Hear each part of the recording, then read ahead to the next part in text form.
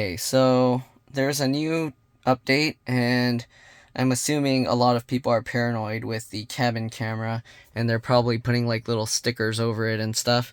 But let me show you something. So right now, the cameras can usually pick up the infrared light. So right now you can see it's off.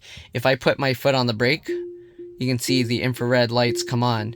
And you can't, I don't know how you would, any other way to turn it off. Like if I lock the car here, you can see it's still on, right?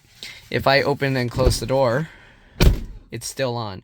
But if I raise my butt out of the seat, so right now my butt's not touching the seat, and then I open the door, it goes off.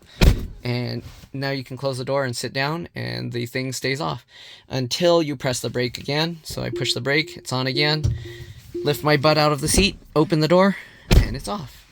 So yeah, if you guys are trying to find a way to turn that off, if you're paranoid and I don't know, maybe you're putting tape over your camera, I don't mind Tesla collecting the data because it does help.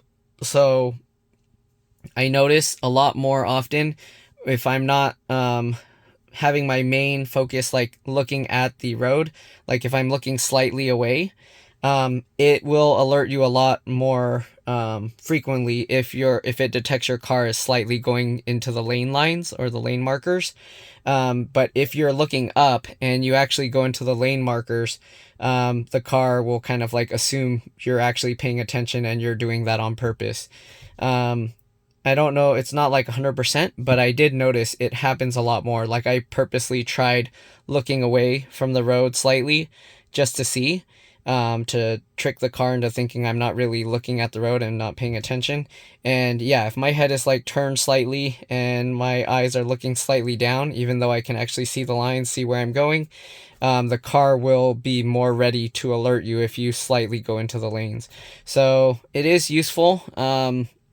Because I'm assuming you guys are probably doing some distracted driving. So yeah, let the car keep you safe. It's a very good feature. Anyways, thanks for watching, and I'll see you all in the next one.